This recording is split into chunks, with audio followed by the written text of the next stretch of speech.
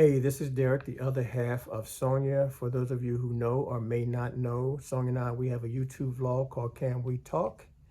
And it's on our channel, The Marriage Menders. I'm here today solo. I'm jumping out the plane without a parachute.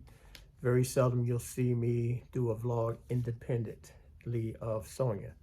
But I thought it'd be good to share a vlog for the men. Women, feel free to eavesdrop on this conversation, but this is for the men. We're going to talk about the transition from being single to being married, and I'm going to use an illustration that I'm actively doing right now.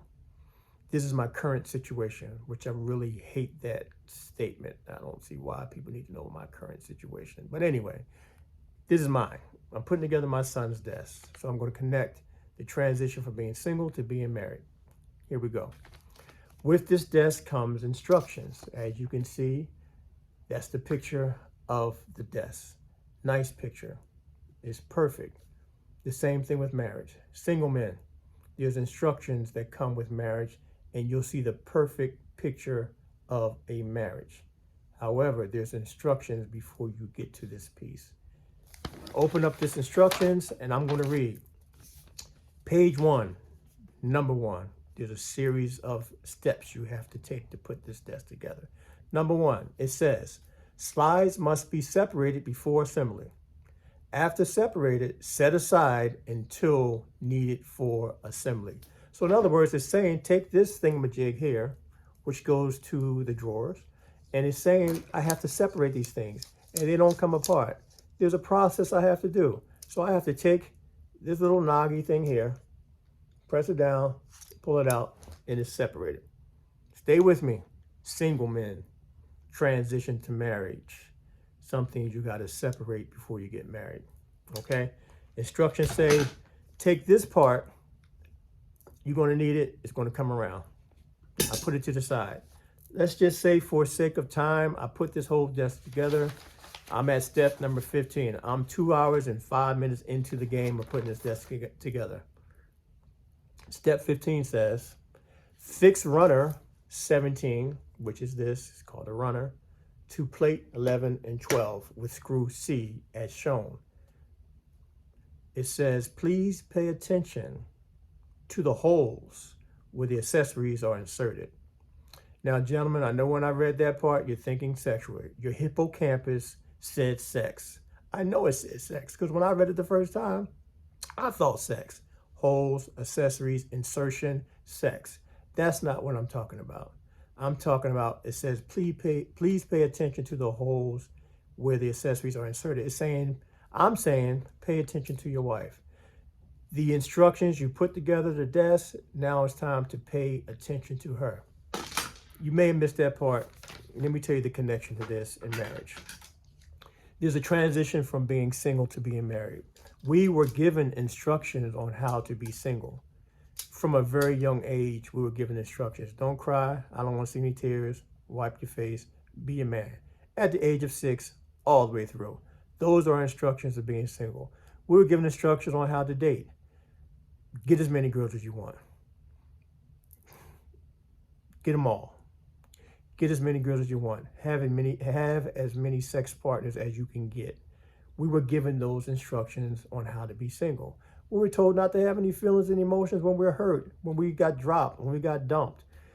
We were given instructions on how to be single. We were given instructions from the time based on our upbringing and based on our experiences and based on our adverse childhood experiences. That's a clinical term for you going through some stuff, okay? You've gone through abuse and neglect and abandonment and parents' divorce, and someone else raised you, and the system raised you, and all these other things. The streets raised you, and you were the oldest of 5, and you took care of all 5. You were the youngest of 10 and didn't get anything. You know, all these experiences that have taken place in your life, those were rules on how to be single.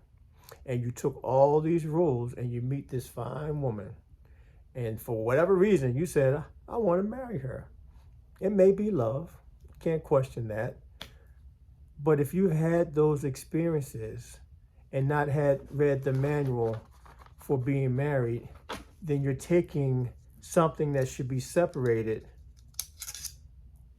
into marriage. You're taking all that together into marriage, and it's not going to work. You're taking all the experiences that I shared, that you've experienced, into the marriage, and you have not read the manual for being married. I'm not going to give you that manual now. If you want to know what that is, click the link, connect with me, and I can send you some stuff, or we can talk about it. This is not about that process. This is about understanding that there is a process. There is a manual to knowing how to be married. And here's the thing. Out of all the years of counseling that my wife and I have done,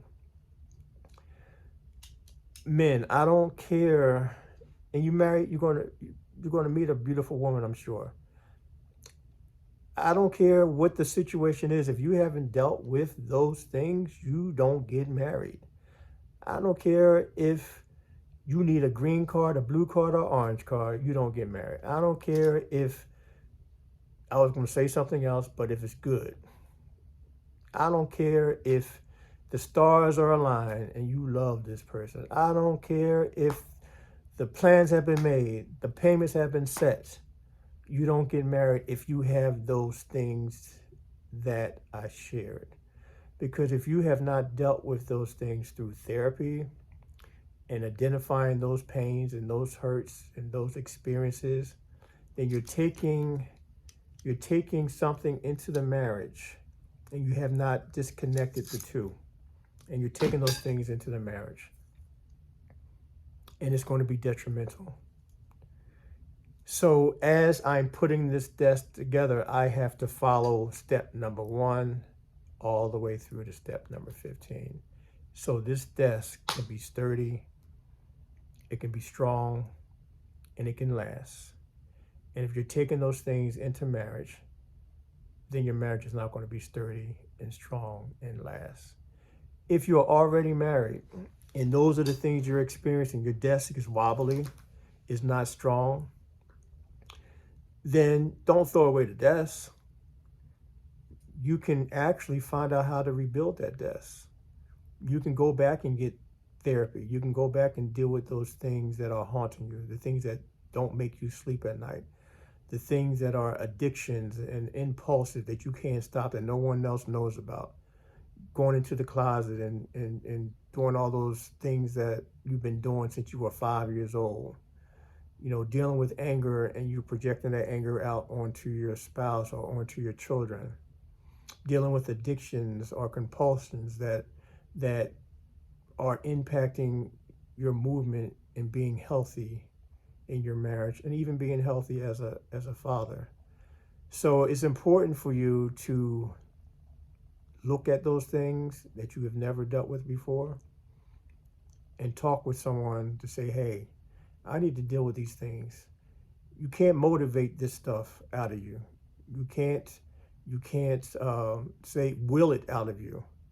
You know, you have to go to a place where you get some good Christian therapy to deal with the spiritual strongholds, while also dealing with those things that have been so damaging to you that you have said, I'm not going to deal with before. Those things that are so damaging that you haven't dealt with before. Just some food for thought as I put the desk together. So I had a point, I had an epiphany. I said, let me share this experience so I can connect this with men. Again, if you want to know what the blueprint is or the instruction manual, if you want to know what the instruction manual is to be married, that transition, then hit me up. Information is down in the link below. You know how to reach me. Not hard to reach. No excuses. I'm not going to chase after you. But there's a way to go through marriage and even before marriage with some instructions on how to do it. All right, I got some work to do. God bless you. I'll holler at you later.